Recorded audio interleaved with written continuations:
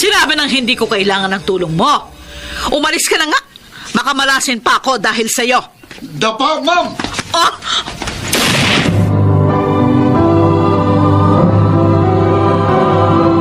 Handog ng DZRH ang tula sa kanyang panahon.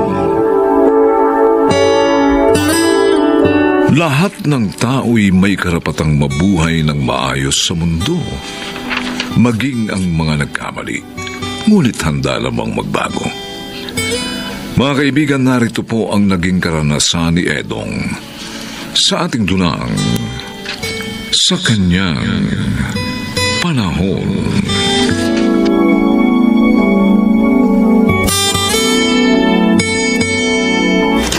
Oh, dumating ka na pala, anak.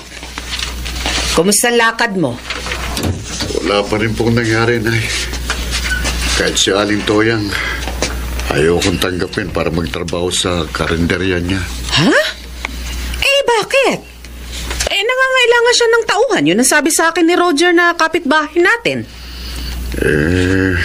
Ayaw po niya sa akin dahil sa record ko. Sobra naman siya. Karinderya lang naman ang negosyo niya. Hindi pa siya tumulong sa kapwa niya. Hayaan na lang natin, Nay. Karapatan naman po niyang ayawan ako eh. Huwag ka pa rin mawalan ng pag-asa, anak. Kung may mga tao mang ayaw magbigay ng pagkakataon sa'yo, naniniwala ako na sa tulong ng Diyos, makakahanap ka rin na magbibigay sa'yo ng pagkakataong magbagong buhay. Basta, ipagpatuloy mo lang ang maganda mong ginagawa at ang laging paglapit sa Diyos.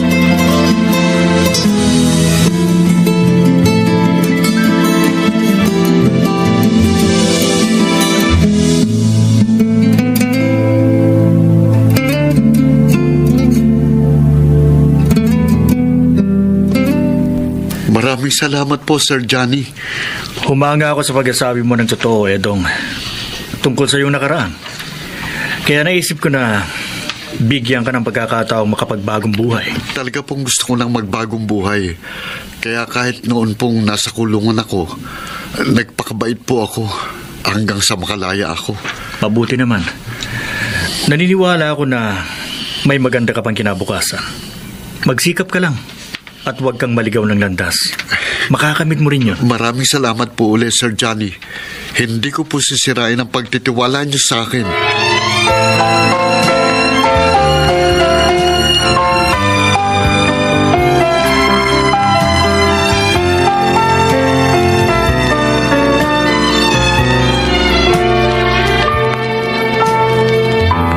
Believe na sana ako sa kinuha mong driver mo, anak. Dahil nakikita ko masipag. Lahat ng kotse dito sa bahay nililinis. Kahit hindi niyo utusan, ha? Totoo po yun, Mami. Pero ang problema, dati pala siyang bilanggo. Adik at tulak ng shabu. Noon pa naman po yun, Mami Patria. At pinagdusahan na po ni Edong lahat ng kanyang mga kasalanan. Kaya nga nakulong siya ng ilang taon. Kahit na, nakakatakot pa rin siyang makasama. Anong malay mo kung nagdodroga pa rin siya hanggang ngayon? Mami, nilayuan na po ni Edong ang shabu. At saka paano tayo makakatulong sa ating kapwa kung hindi natin sila bibigyan ng pagkakataon? Tama ho. Bigyan po natin ng chance si Edong. Baka naman po talagang nagbago na yung tao. Ay, bahala kayong mag-asawa. Pero ako, hindi ko ipagkakatiwala ang sarili ko sa ganong klase ng tao. Baka siya pang maging dahilan ng kapahamakan ko.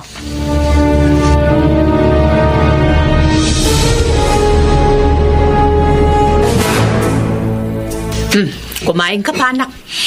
Ay, tama na po, Nay. Ha? Busog na po ako. Eh, kakaunti pa lang ang kinain mo, ah. Pinagmerienda po kasi ko ni Sir Johnny matapos kong linisin ang mga kotse nila. Ay, mabait pala sa'yo ang mag-asawang amo mo. Opo, Nay. Maayos din po silang magpasweldo. Si Ma'am Patria lang pong halata akong ayaw sa akin. Ha? Eh, sinong Patria? Mami po ni Sir Johnny. Hindi po nagpapadrive ng kotse sa akin yun. Hindi rin po ako binabati at madalas Nahuhuli ko siyang nakasimangot na nakatingin sa akin. Wag mo na lang siyang pansinin. Lalo mo na lang pagbutihin ang trabaho mo kina Sir Johnny mo. At makikita mo, darating din ang araw, matatanggap ka rin ng kanyang mami. Salamat po sa suporta niyo sa akin, Nay. Kahit nakagawa ako ng mabigat na kasalanan, nariyan pa rin kayo sa tabi ko. Mahal kita, anak. At lagi akong handang gabayan ka tungo sa tamang landas ng buhay.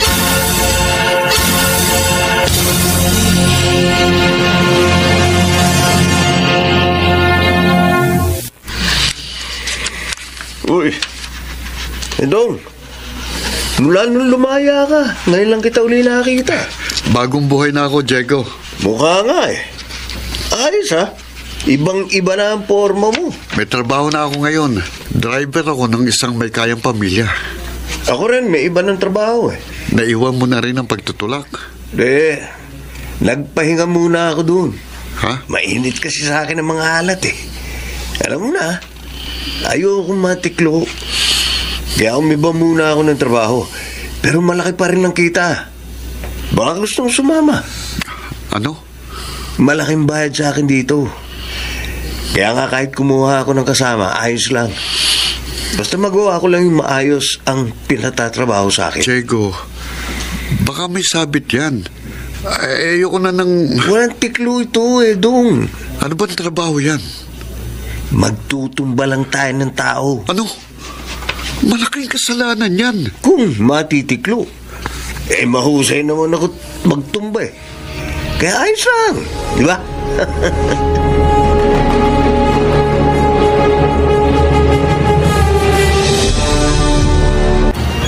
Mami, kumusta na po si Edong? Johnny, ligtas na siya sa panganib.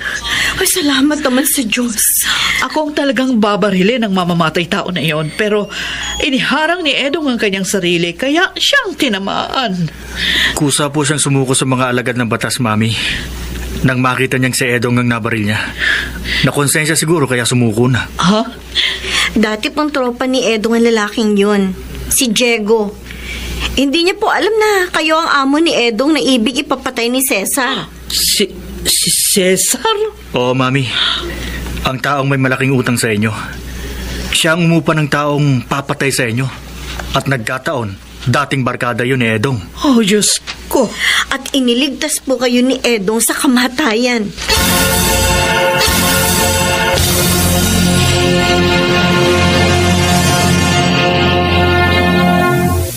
Ay, Edong, anak. Kumusta ng pakiramdam mo? May masakit pa ba sa'yo? Medyo masakit pa po ang sugat ko, Nay. Si Ma'am Patria po. Nasa labas. Kasama sina Sir Johnny at Ma'am Merly. Hindi ko nakilalang pumaril sa kanya. Na ikaw ang tinamaan. Dahil iniligtas mo ang nanay ng amo mo. Opo. Nasa kamay na ng mga alagad ng batas ang salarin. Oo. Kung ganun, kilala na nila kung sino yon. Oo. At magugulat ka. Dahil ang taong yon ay si Diego. Ano? Oo, anak. Mami pala ng amo mo ang ipinapapatay sa kanya. Iyon ang ipinagtapat niya sa mga may kapangyarihan. Kawawan Diego. Dahil sa ginawa niya, tiyak na siyang makukulong ngayon.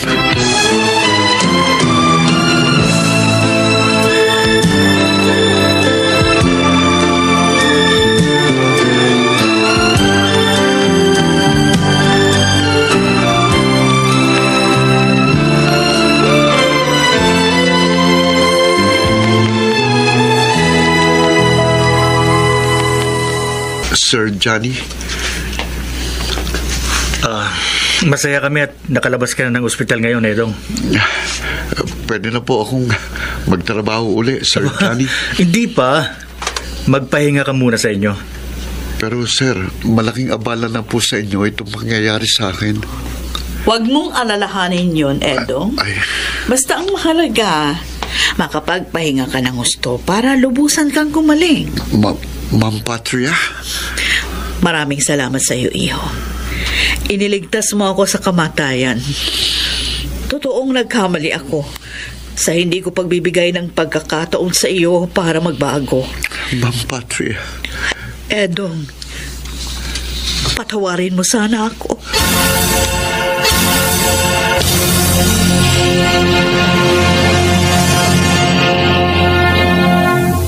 Lagi siyang handang tumulong sa taong naang magbago.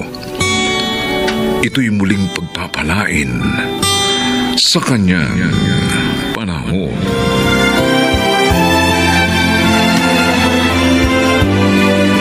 Mga nagsiganap: Phil Cruz, Jenaline de la Cruz, Maynard Landicho Jr., Chiquit del Carmen Amor, Rosana Villegas at Lionel Benjamin.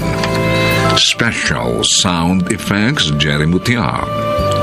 Technical Supervision Eric Lucero at Bong Muyar. Musical Scoring Buboy Salonga. Ang kasaysayang ito'y mula sa panulat ni Telma Corporal Alcantara at sa pinagsamang direksyon ng inyong lingkod June Martin Legaspi at Bobby Cruz sa kanyang panahon.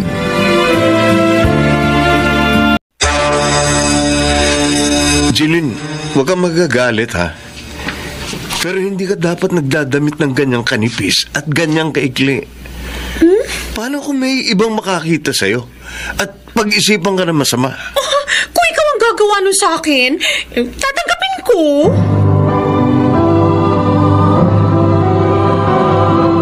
Handog ng DZRH ang tula sa kanyang panahon. Sinasabing higit na matyaga ang mga kababaihan kaysa sa mga kalalakihan. Ito kaya'y may katotohanan?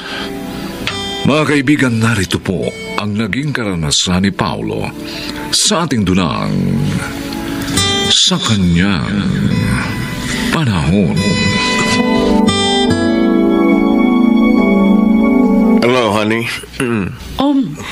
Dumating ka na palahan. Maaga kaya ta ngayon? Yes. Ilang gabi ko na kasi kayong hindi nakakasabay mag-dinner ni Shane. Kaya ngayong wala naman masyadong trabaho sa office, inagahan ko talaga ang uwi. Ay, tamang-tama pala yung pinadeliver kong ulam. Favorite mo yon? Salamat, Han. May kasama nga pala ako.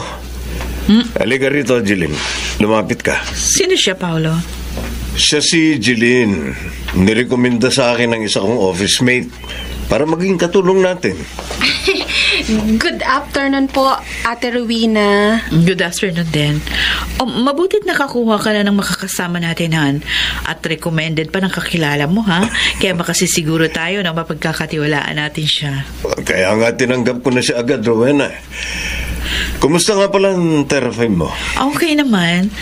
Mabilis nga daw yung improvement ko, sabi ng therapist ko.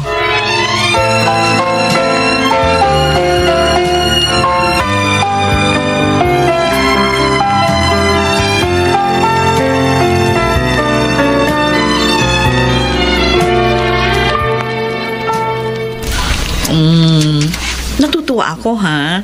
Magaganda pa rin yung grades mo sa card, Shane. Hindi nagbago yun, ha? Kahit na na-aksidente ako. Sabi ko naman po sa inyo, Mami, hindi ko po kayo bibigyan ng problem ni Daddy.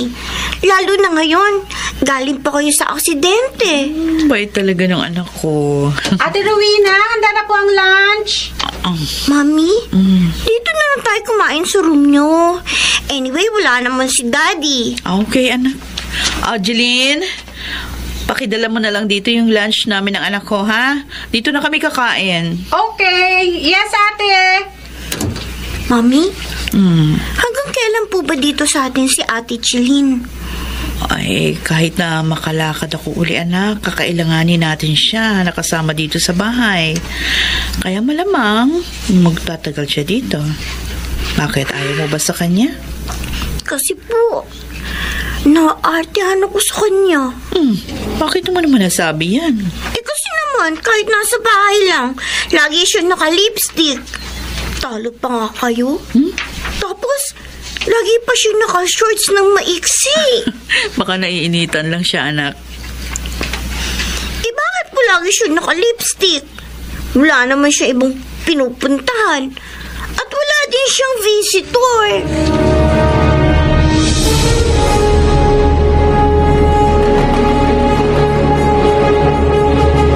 Tay, sabi po ni Rowena, uuwi na raw kayo. Oo, Paulo. Baka kasi gabihin ako sa daan. Mahirap sumakay. Sana dito na kayo maghapunan nang makasalo naman namin kayo. Hahatid ko na lang kayo sa bahay ni Mami. Maganda sana yon. Pero maabala ka pa eh. Imbis na makapagpahinga kayo ng maaga.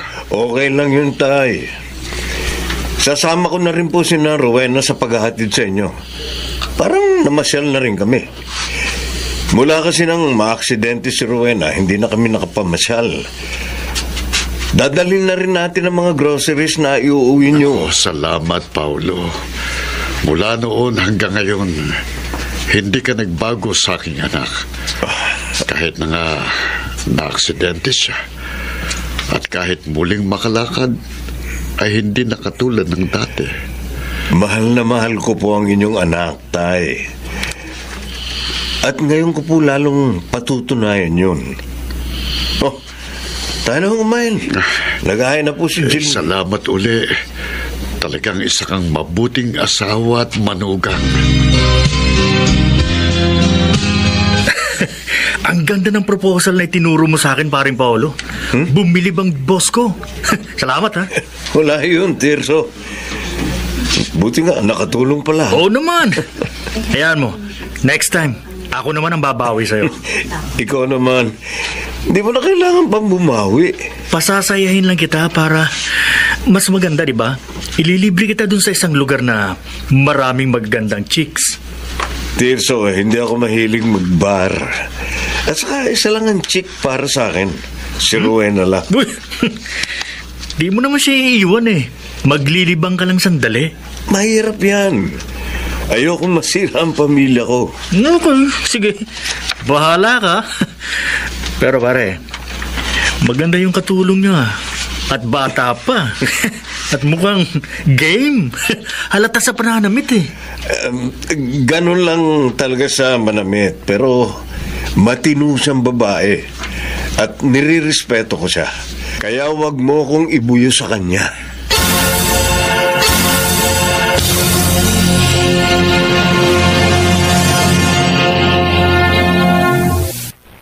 Talagang gwapo ang amo kong lalaki, Day. Oo, at kahit 38 na, mukhang bata. Oo, kaya nga crush ko eh.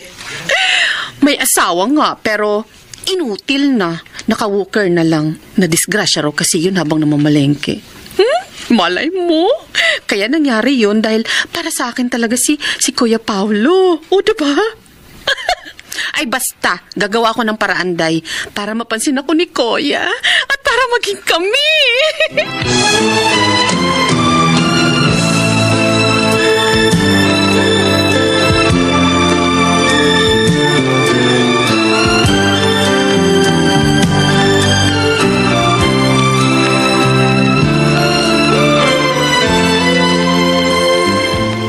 Hey, Shane.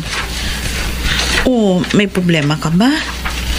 Kanina ko pa napapansin, wala kang kibo. Tapos nung pumasok dito si Jeline para magdala ng juice natin, nakasimangot ka. What's wrong, baby? Galit ako kay Ate Jeline, Mami. Ha? Bakit? Meron ba siyang ginawang masama sa'yo? Wala pa po. Pero may gagawin po siyang masama sa ating lahat. Ano? Lalo na po kay Daddy. Bakit mo nasabi yan, anak? May alaman ka ba tungkol sa kanya? Yes, Mami. At talagang sasabihin ko po ito sa inyo ngayon.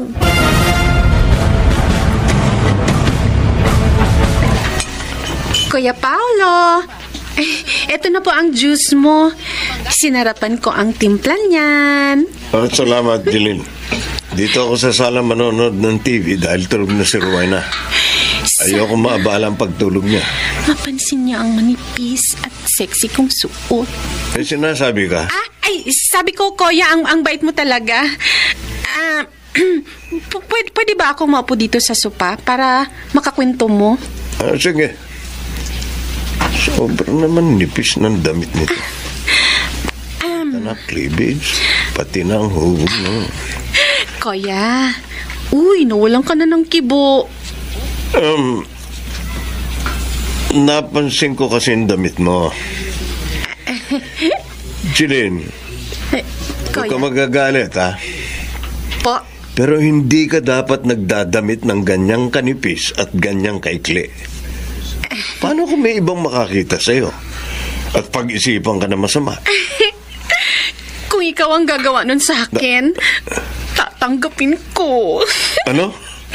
Ang totoo, matagal ko na ngang hinihintay yun.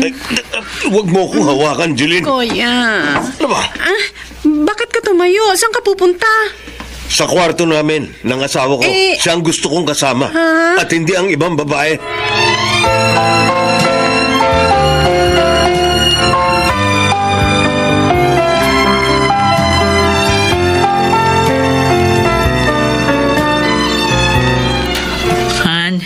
Tanghali na. Hindi ka ba papasok sa office? Hindi muna, Han. May kailangan kasi tayong gawin. Ha? Gawin? Ano yun?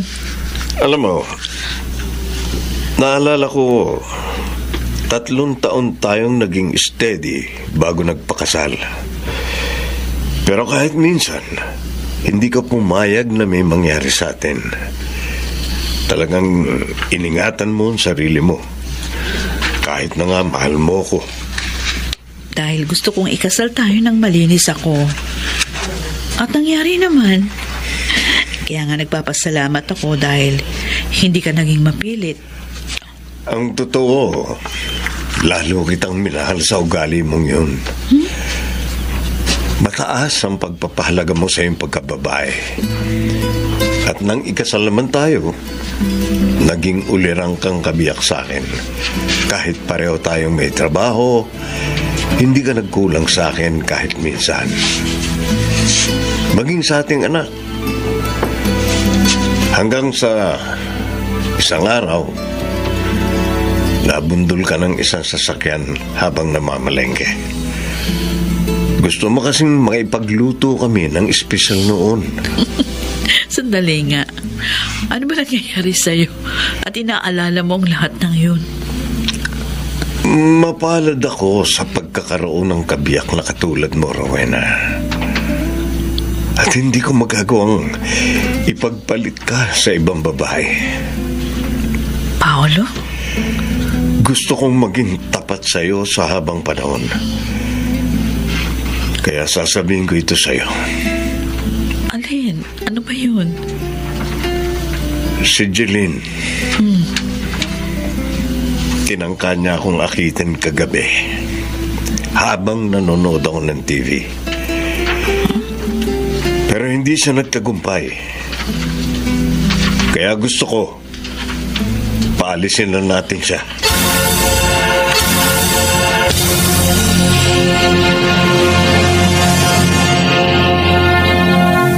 Sabi niyo po, may sasabihin kayo sa akin, ate. Ano po yun? Una, gusto kong ibigay ito sa'yo. Pira? Pero ate, 2 weeks pa po bago ako magsweldo. Okay lang. Basta kunin mo yan. Para meron kang magamit pa uwi sa inyo. Po? Pinaalis niyo na po ako dito? Ay, bakit naman po, ate? Narinig ni Shane ang pakikipag-usap mo sa cellphone sa kaibigan mo. Kaya nalaman namin na may gusto ka sa asawa ko. At gusto mo siyang kunin. Po? At sinabi ko rin kay Rowena, ang tangka mong pang-aakit sa akin kagabi. Kuya Paulo? Kaya napagpasyahan namin, napaalisin ka na. Ay, kuya? Hindi ako nagtataka kung naggusto ka sa asawa ko. Talagang maraming magagandang katangi ang taglay ang asawa ko. Kaya lang, may asawa na siya. at maling magkagusto ka at makipagrelasyon sa isang taong may asawa. Kasalanan yun sa mata ng tao at sa mata ng Diyos. Ate Rowena. Sisirain mo pa ang buhay mo sa gagawin mo. Sana ingatan mo ang iyong sarili para huwag kang magsisi sa huli. Sorry. Sorry po, ate. Kuya. Sorry po. Sorry.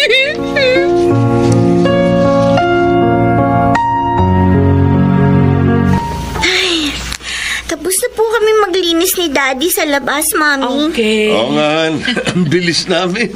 Nakapag-ayos na rin ako dito sa kwarto. Mamaya naman, magluluto tayo, Shane. Yes! Gusto ko po yan, Mami. Kaya naman natin kahit walang katulong eh. Basta tulong-tulong lang tayo. Ako po, Daddy, willing na lagi kayong tulungan ni Mami. Basta magkakasama lang po tayong tatlo. Yes, anak. Hindi tayo magkakahiwa-hiwalay. Hindi namin papayagang mangyari yun ng mami mo.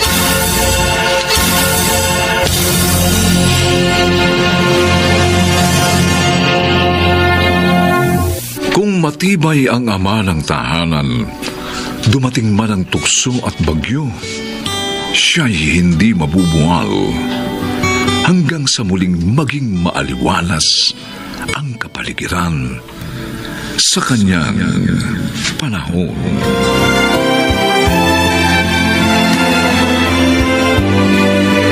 Nagsiganap, Lionel Benjamin, Rosana Villegas, Chiquit del Carmen Amor, Jenaline de la Cruz, Phil Cruz, at Maynard Landicho Jr. Special Sound Effects Jerry Mutia. Technical Supervision Eric Lucero at Bong Muyar. Musical Scoring Buboy Salonga. Ang kasaysayang ito'y mula sa panulat ni Thelma Corporal Alcantara at sa pinagsamang direksyon ng inyong lingkod June Martin de Gaspi at Bobby Cruz sa kanyang panahon. Sargento Nubla? Kilala mo si Tito? Dexter? Siyempre, kilala niya ako, iha. Dahil ang lalaking ito, maraming beses ang nakulong sa impilan namin dahil sa salang pandurukot. Handog ng DZRH ang tula sa kanyang panahon. Pangarap ng bawat magulang sa kanilang anak ang pinakamabuting kapalaran. Kaya naman sila'y inaakay sa tamang daan. Mga kaibigan, narito po ang naging karanasan ni Mara sa ating tunang sa kanyang panahon. Akala ko hindi ka na darating, Mara. Pwede ba naman yun? Alam ko naghihintay ka dito sa park. Ang tagal mo kasi. Sorry. Hinintay ko pa kasi na makaalis si Mama sa bahay bago ako nagpunta dito. Alam mo naman, walang pasok ngayon. Kaya wala akong may dahilan sa kanya para lumabas ng bahay. Kahit kasi sa mga kaibigan ko, sinusubaybayan niya rin ako. Talagang ayaw sa akin ng mama mo. Mabuti pa kaya. Magtanan na lang tayo. Ha? Kapag asawa na kita, hindi na niya tayo mapaghihiwalay. Pero nag-aaral pa ako. Tsaka, wala ka pang trabaho. Umaasa ka pa sa tatay mo na nasa abroad. Madali lang maghanap ng trabaho kapag magkasama na tayo. At saka, hindi naman tayo matitiis ng tatay ko. Tutulungan tayo noon. Ano, payag ka? Bigyan mo muna ako ng pagkakataon para mapag-isipan yung sinabi mo.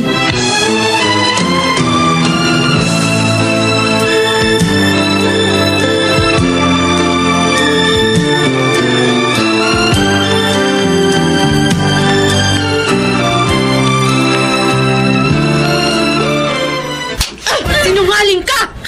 Ma!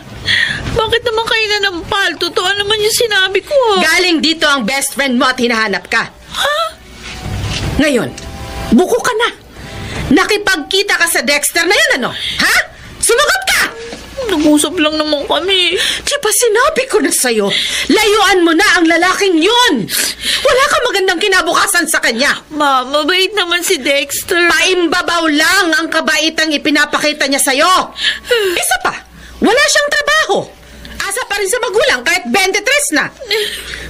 Layuan mo na ang lalaking yun, Mara. Bata ka pa. Tapusin mo muna ang iyong pag-aaral. At makikita mo, higit pa sa Dexter na yon ang matatagpuan mo.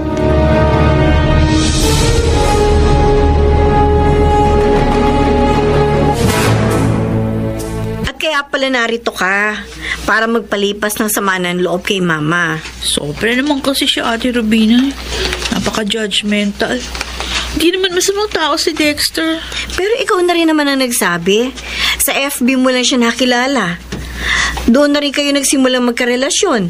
At nagkita kayo sa park. Marami namang ganito sa simula ng relasyon na. Bakit ba? Oo nga. Kaya marami rin ang napapahamak. Sister, mahal ka ni Mama. Kaya siya ganun sa'yo. Kaya sana, sundin mo na lang siya. Parang ikaw. Sunod-sunuran kay Mama. Hindi naman ganun yon, Mara. Ginagabayan lang ako ni Mama sa mga pagpapasya ko sa buhay. Kaya tingnan mo, hindi ako napapahamak. Kahit sa pag-aasawa ko. O, di ba? Maniwala ka sa akin. Dahil ang kabutihan mo lang ang aming hangad.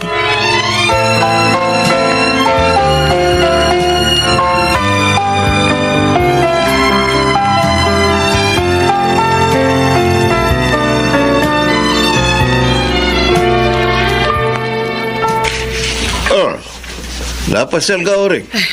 Kuya Gaston, gusto ko kasi sanang hingi ng tulong mo. Anong tulong?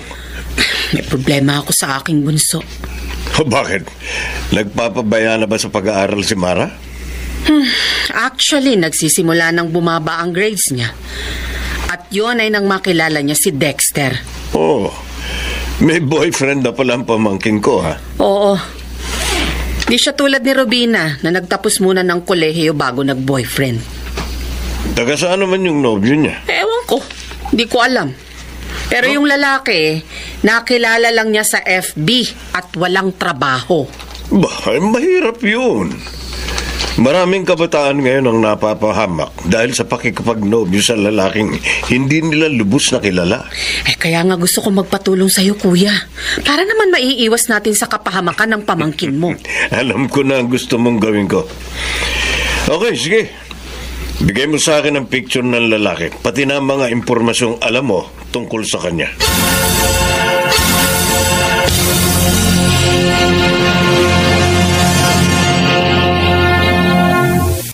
Oh, ito pa inumin natin, Tix. Ayos. Ayos ka talaga, Dexter, ha? Bilib ako sa'yo. Di ka madamot. Lalo na kapag may malaki kang kita. Siyempre naman, sanggang dikit tayo eh. Ay, yung nga pulang siyota mo, kumusta na? Ha? Yung nakilala mo sa FB? Okay lang yun. Malapit ko na siyang makuha. Talaga? At kapag naging asawa ko na siya, pahinga na ako sa trabaho ko. Giginhawa na ako. Pero pare, di naman kaya siya magbago kapag nalaman niya yung trabaho mo? Pare, magaling akong umarte. At mahusay ding magtago ng sikreto. Kaya hindi niya malalaman yun. Hanggang sa maging asawa ko na siya. Swerte mo talaga, pare. Sana all. Dali lang yan. Humanap ka ng mabobola mo sa FB at makikita mo. Makakasibat ka rin sa trabaho natin. Ibig bang sabihin hindi mo talaga mahal si Mara? Ginagamit mo lang? Wala sa akin yung pagmamahal. Ang importante sa akin ay ang magiging pakinabang ko. Yun.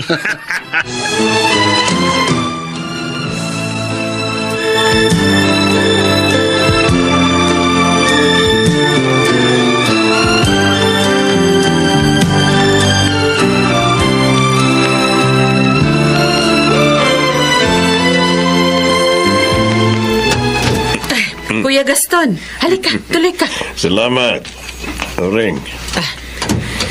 Maupo ka. Naparito ako dahil sa hiningi mong tulong sa akin. Nakapag-imbestiga ka na, kuya? Kumusta? Anong resulta? Tama ang kutob mo, Oring. Ha? Hindi nga mapapabuti ang pamangking ko sa nobyo niya ngayon. Ano bang natuklasan mo? Sabihin mo na sa akin. At pagkatapos, sasabihin natin ito kay Mara.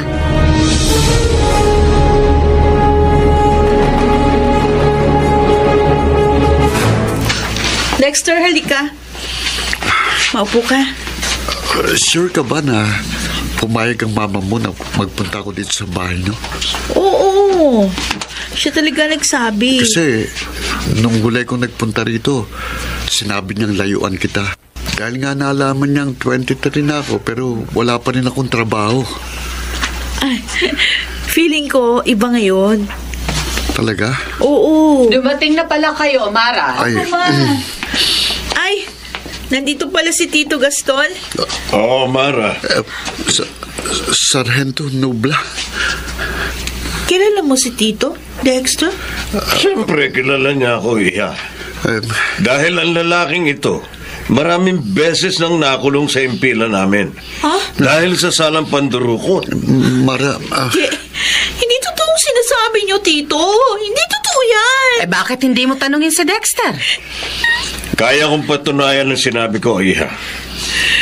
May record sa amin ng sinungaling na to. Nasa abroad daw ang magulang. Niloloko ka lang niya, pamangkin. Dexter, sabihin mo hindi totoo ang sinabi ng tito ko. Sabihin mo! Sorry, Mara. Walang iya ka? Mara. Minahal kita. Bibiktimahin mo lang pala ako. Lumayas ka dito. Lumayas ka!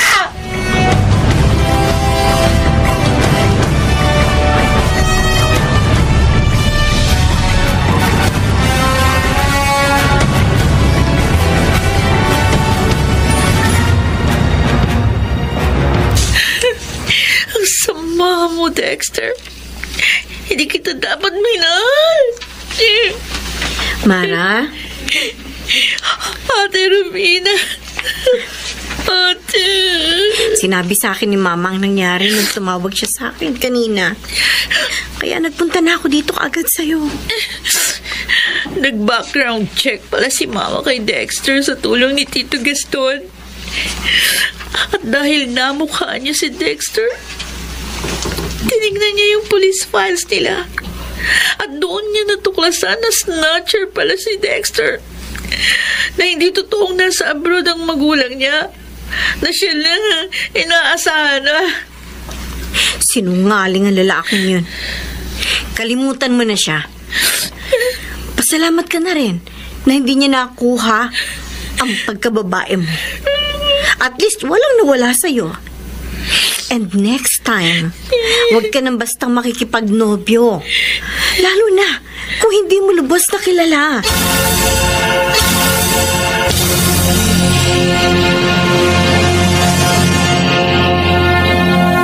Kuya Gaston, narin ba si Ate Adelfa? Namalengke ang hipag mo, Oring. Ay. Pero malamang parating na yun. Kanina pa umalis eh. Hintayin mo na. Sige. Dala ko na kasi yung order niyang alahas. Oy, binilil nga niyang darating ka eh. Teka, kumusta na si Mara? Ayun, mas okay na siya ngayon, kuya. Hindi ko na nakikitang umiiyak. At mas nag-aaral na. Humingi na rin siya ng tawad sa akin sa mga nagawa niya. Salamat naman. Sana'y maging aral na sa kanya nangyari. Ang akala lang kasi ng ibang kabataan, hinihigpitan sila ng mga magulang nila. Hindi lang nila nauunawaan na iniingatan lang natin sila. Tama. Tulad ng ginawa mo kay Mara.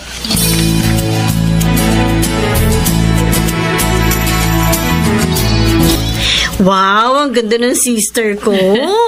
Bagay sa yung dress mo, ha? Thank you, Ate Rubina. Saan naman ang punta mo niyan? Papasok na siya sa office, anak. After graduation kasi, nag-apply na siya agad ng trabaho. At At ayun, natanggap naman siya agad. Talaga? May trabaho ka na? Oo, ate. Magagamit ko na yung kurso ko. Ngayon na nga ako magsisimula. Ay, congratulations! Thank you. Mabuti na lang, nailigtas ako ni Mama at Tito Gaston kay Dexter. Hindi ako napahamak. Ngayon, tanaw ko na ang maganda kong kinabukasan.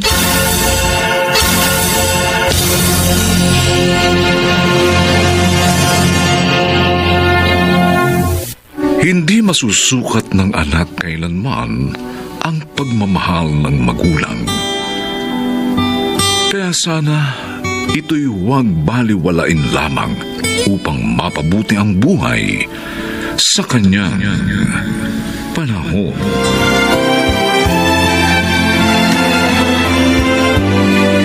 Mga nagsiganap, Chiquit del Carmen Amor, Rosana Villegas, Jenaline de la Cruz, Maynard Landicho Jr., Lionel Benjamin at Phil Cruz. Special Sound Effects Jerry Mutia. Technical Supervision Eric Lucero at Bong Muyar. Musical Scoring Buboy Salonga. Ang kasaysayang ito'y mula sa panulat ni Telma Corporal Alcantara at sa pinagsamang direksyon ng inyong lingkod June Martin Legaspi at Bobby Cruz. Sa kanyang panahon. Sinasabi ko na nga ba gusto mo na obya ko? Gusto mo si Marie? Sinuntok mo! Dahil niloloko mo ko. Kunwari lang ang pagtulong mo kay Marie. Handog ng DZRH ang tula sa kanyang panahon. May mga taong agad na hinahatulan ang kanyang kapwa sa kilos at panlabas na anyo nito. Kaya naman kadalasan nakasasakit sila ng damdamin. Mga kaibigan, narito po ang naging karanasan ni Adele sa ating dulang sa kanyang panahon.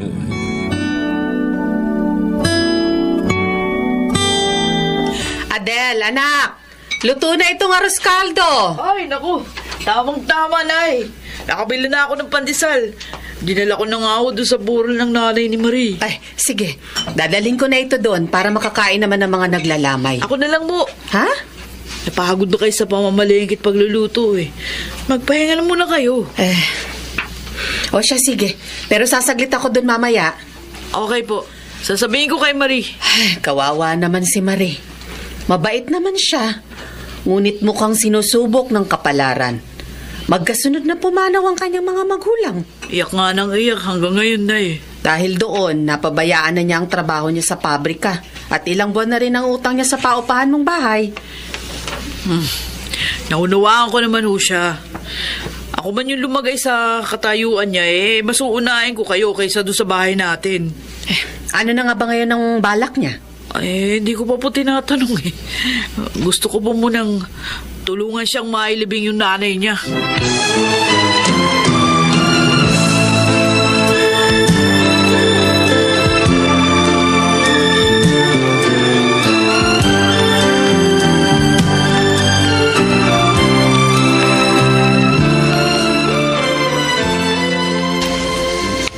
Nailibing na si Inay, Ate Adele. Mag-isa na lang ako ngayon. Wala na akong kasama sa bahay. Dahil ilang buwan na rin patay si Itay. Marie, kung nalulungkot ka at nahihirapan ka mag-isa, edi, nung ka muna sa amin para meron kang kakwentuhan. Salamat, Ate Adele. Napakarami niyo na nagawa ni Aling Toyang para sa amin. Malaki na rin ang utang ko sa'yo. Huwag mong intindihin yun. Ang isipin mo ngayon, makabangon ka at makapagsimulang muli. Hindi ko nga alam kung paano gagawin ko eh. Paano ko gagawin yun? Nalaman ko na kasi na tinanggal na ako sa pabrika dahil sa tagal nang hindi ko pagpasok. Wala naman silang konsiderasyon. Siyempre, nagkasakit yung mga magulang mo eh. Magkasunod pang namatay. Kaya mo nagawa yun. Hayaan mo. Makakahanap ka rin na ibang trabaho. May awa ang Diyos.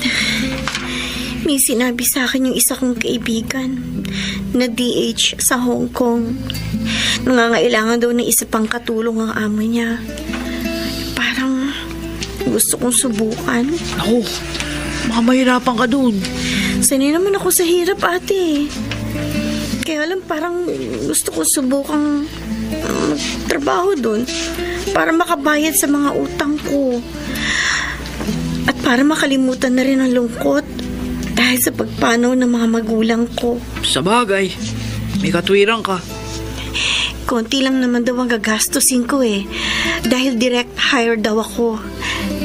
Pero problema ko pa rin yung konting panggastos. Ano? Gusto mong pakasal na tayo, Oscar? Oo, Marie.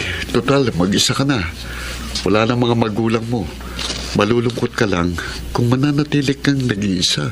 Pero kamamatay lang ni na inay at itay. Hindi rin ako magiging masaya kung magpapakasal tayo sa ganitong panahon. Magiging masaya ka, Marie. Lahat gagawin ko para maging maligaya ka sa piling ko. Kaya pumayag ka na. Pasensya na, Oscar. Pero hindi pa ako handa. Ayoko namang mag-asawa dahil lang sa ulilang lubos na ako. May iba pa akong gustong gawin ngayon. Ano yun? Ang mabayaran ng mga utang ko. At magagawa ko yun kung mangingibang bansa ako. Gusto mong mag-abroad?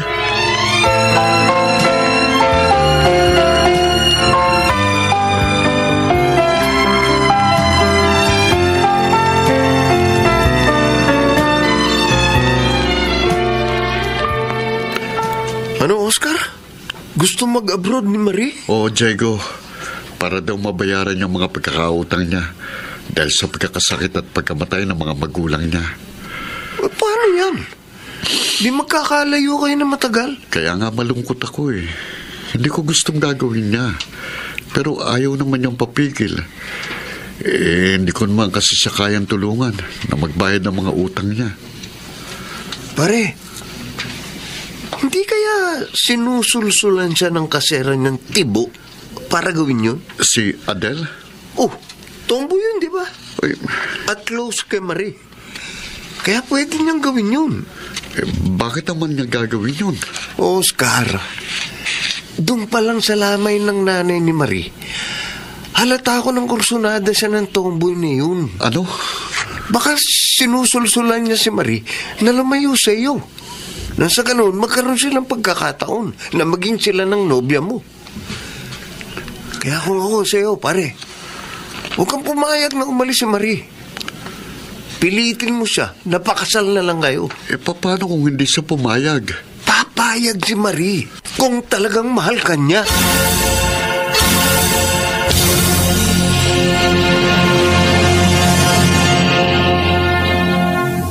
Lester, may dala ka na naman pasalubong sa amin ni Inay. Nag-abala ka na naman. Masaya ako sa ginagawa ko, Adele. Hindi ito kaabalahan para sa akin. Pero alam ko kung bakit mo ginagawa yan. Naliligaw ka sa akin. Hindi naman masamang magpakita ng pagmamahal, di ba? Hindi kasalanan yon. Pareho naman tayong walang pananagutan. Oo nga. Pero hindi naman lihim sa'yo yung damdamin ko, di ba? Ang puso ko, pusong lalaki. Ikaw na rin na may sabi, Adele. Gusto mong lumaya sa nararamdaman mong yan. Dahil mali at kasalanan sa Diyos yan. Tama ka. Pero, Lester, di pa ako malaya. Katunayan, meron akong mahal na iba. Pilit ko ng pinaglalabanan yun eh. Pero, ayokong paasahin ka. Hindi mo naman ako pinaasa. Ako ang may gustong umasa at gawin ito. Dahil naniniwala ako na walang imposible sa Diyos. Malay mo, palayain ka niya sa pagiging pusong lalaki mo para sa akin. Lester? Kaya hayaan mo na lang akong magtiyaga, Adele.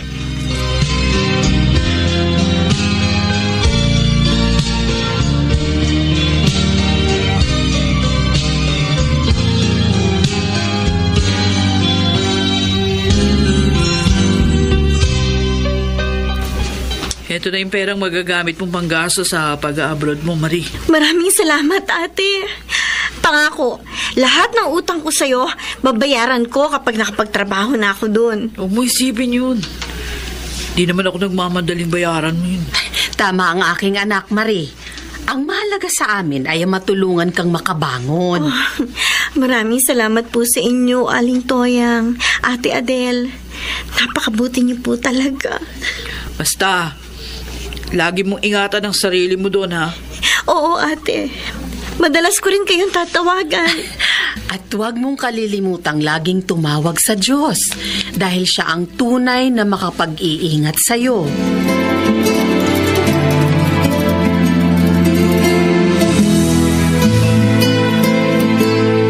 Adele, sandali nga.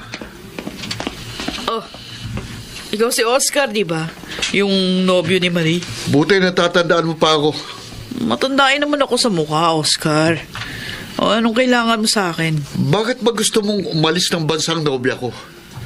Binigyan mo pa siya ng panggastos. Di ako may gusto nun. Si Marie, tinulungan ko lang siya. Sinungaling! Talagang gusto mo siya mapalayo sa akin. Sa ganon, magkaroon ka ng pagkakataong dumiskarte sa kanya. Ay, nagkakamali ka, no? Kaibigan lang ang turing ko kay Marie. Kung talagang totoo yan, layuan mo si Marie at kunin mo ang perang ibinigay mo sa kanya. Ay, hindi ko pwedeng gawin yun. Ah, ganon. Ayoko sumama ang loob niya sa akin. Sinasabi ko na nga, be. Gusto mo nobya ko eh. Gusto mo si Marie. Ah! Sinuntok mo? Dahil niloloko mo ako! Kunwari lang ang pagtulong mo kay Marie para makuha mong loob niya at mailayo mo siya sa akin. Itong tandaan mo, Tomboy. Sa oras na malaman ko na kayo na ni Marie, papatayin kita. Tandaan mo yan! Walang niya ka! Adik ko, bakit mo sinampal? Ang sama mo! Sinuntok mo si Ate Adele! Pinahiya mo ako sa kanya! At nagsumbong pala sa yung tomboy na yon. Hindi siya nagsumbong! Nakita na yung sa kapitbahay nilang ginawa mo! At siya nagsabi sa akin! Kaya napilitan na magtapat si ate! Bakit mo ginawa yun, Oscar? Naging napakabuti ni na Ate Adele at Aling Toya sa akin! Wala silang ipinakitang hindi maganda! Marie... Pero ikaw, nobyo ko pa lang kung mas nakakaalam mo kung sino ka na. Patawarin mo ako. Nagselos lang ako. Ayoko kasing umalis ka ng bansa. Sa ginawa mo, sinira mo ang pagtingin ko sa'yo. Marie! Umalis ka na, Oscar. Ha? Ayoko na makita ka pa. At wag mo na rin guguluhin pa si Ate Adele. Dahil sa oras na malaman ko may ginawa ka pang masama sa kanya, ako mismo, ako ang magsusumbong sa'yo sa mga pulis!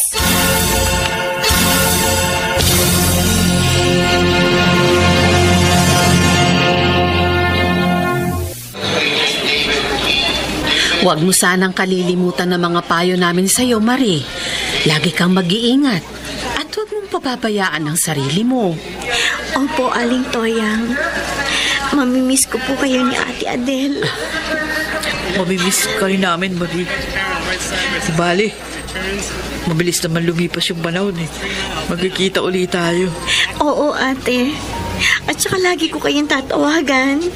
Paano nga pala si Oscar? Kinalimutan ko ng barumbadong yun. At ang mapanghatol na yun, ate.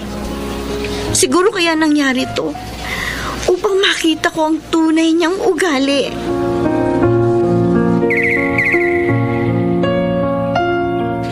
Si Marie ba yung kausap mo sa cellphone, anak? Opo, Nay. Oh, kumusta naman daw siya? Ayos pa rin po dahil mabait naman daw yung amo nila. Natutuwa ako sa batang yun. May isang salita. Nakabangon na siya ngayon. Nabayaran na niya lahat ng mga utang niya. Hindi po siya pinabayaan ng Diyos. Ay, teka nga pala. Bakit nakabihis ka? Aba, at naka-makeup ka pa. Mamasyal po kami ni Lester, Nay. Napapadalas yata ang pamamasyal ninyong dalawa. Kayo na ba, anak? Di pa po. Oh. Pero malapit na. Bala ko na po siyang sagutin sa birthday niya. Aba, magandang regalo yan, anak. Sigurado ka ba na malaya ka na sa pagiging pusong lalaki mo? Opo, Nay. Si Lester na ngayon ang nasa puso ko. At hindi na si Marie. Pinalaya ako ng Diyos sa mali kong damdamin para kay Marie. At yun ay dahil nagtagumpay ka sa pagsubok sa'yo ng Diyos.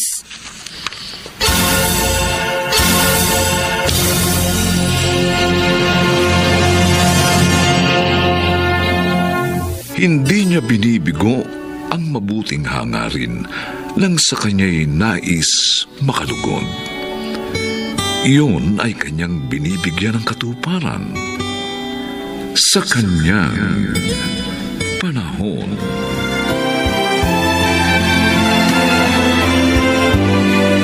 Mga nagsiganap: Rosana Villegas, Jenaline de la Cruz, Chiquit del Carmen Amor, Phil Cruz, Bobby Cruz, at Lionel Benjamin. Special Sound Effects, Jerry Mutia.